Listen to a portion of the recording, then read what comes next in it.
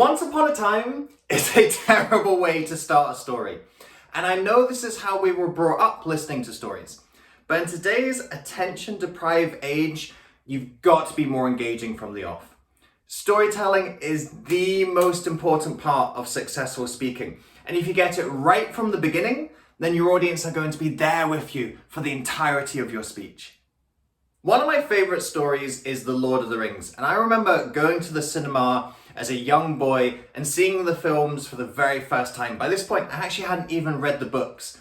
And for those of you who are familiar with Lord of the Rings, you'll know that there is so much lore and story and backstory that needs to be covered in order to understand The Lord of the Rings. And the first film, The Fellowship of the Ring, does a fantastic job of outlining all of the key information in a really concise way. It does it in about 4 minutes. You have a little prologue, and in that prologue, it gives you all of the key characters, helps you understand what's at stake, what's the conflict, and helps us understand, okay, where are we now at the beginning of this film and the beginning of this particular story, and what are we expecting to happen next? So if you want to see an example of a great introduction to a story, go and watch The Lord of the Rings. If you're as big a fan as me, well, you don't need any more excuse, do you? What we're going to break down in this video is looking at, well, what are some of those key components that you need to get into that start to build up fast, give your audience all the key things they need to understand in order to follow the story and start to engage their curiosity and make them want to listen more. The first thing you need at the start of the story is character. You need to have, first of all, a sympathetic hero that we're going to be following. So this is the person or entity that the audience is rooting for in the story. So why did I make that distinction? If you're telling a personal story about yourself, for example, well, of course, the hero of the story is you. And you want to demonstrate to the audience why they should be sympathetic for you and why they should be caring about you going forward in the story. But perhaps you're delivering a case study, a business study, for example. You might talk about the rise of Apple, for example. Well, in that story, Apple is the hero of the story. Even though they're not a person, that's who the audience is rooting for.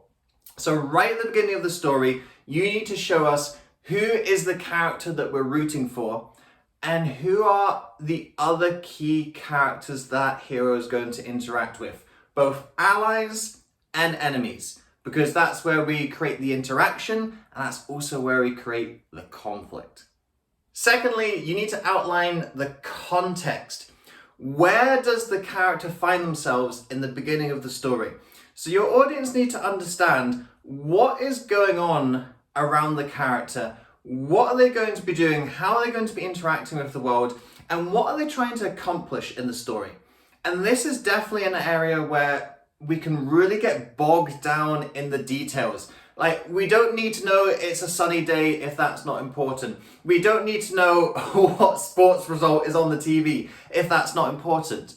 But if those things do play into the story in some way, then we do need to know those details. So context is a really fine balance between painting the scene, allowing the audience to see it really vividly, but not over describing it and getting bogged down and stuck in the context. There's one more key component you need to introduce at the start of the story. Just before I go into that, if you're looking to work on your storytelling a lot more, if you're looking to enhance your storytelling within your speeches, then the Amplify Spark Your Speeches program is a great course for you. This is a 12-month program that takes you step by step along your speaking journey.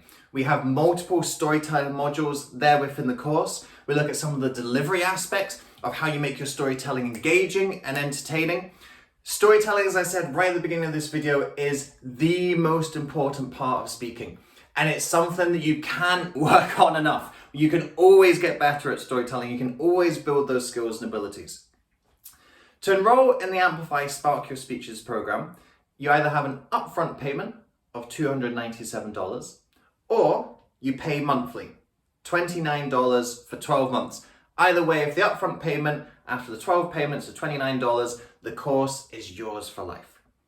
What I like to do to give people an opportunity to sample the course, to see if it's going to be helpful and right for you on your speaking journey, I like to offer that first month for a $1 trial.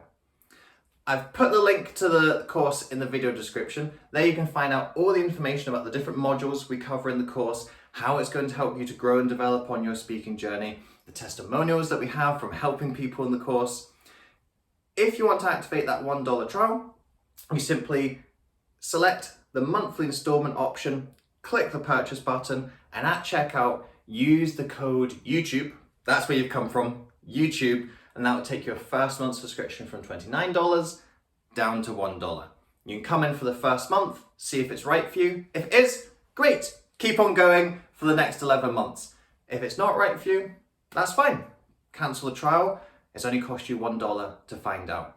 And if at any time during the process you wish to cancel, you can cancel at any time. You're not obligated to fulfill the next 11 months after that. So head to the link in the video description to access the course and learn a lot more about storytelling.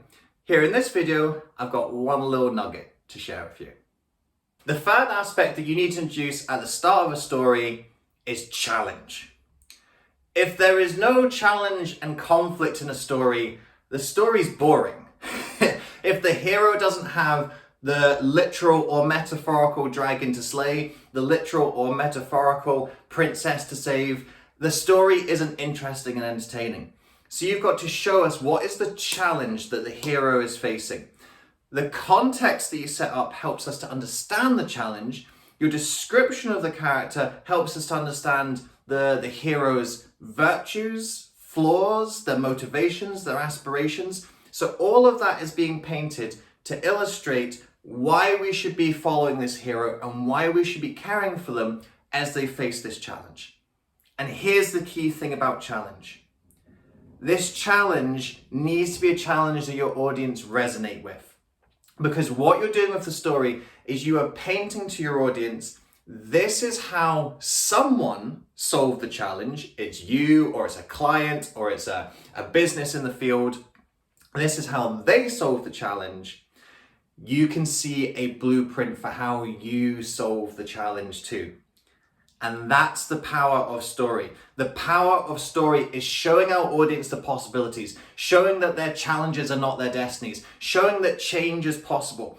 And in order to start to build that possibility for them, in order to start to paint the vision, you've got to nail that start of the speech. You've got to hook them and show them, okay, this is something that's worth listening to and investing in because it's something that can help you in your life journey. And that's what great storytellers do. They're able to paint it very early on, showing that sympathetic character, developing the appropriate context, and really highlighting that key challenge. And when you're able to do that in your stories and your speeches, that's when you're going to have the impact and change on your audience that you desire.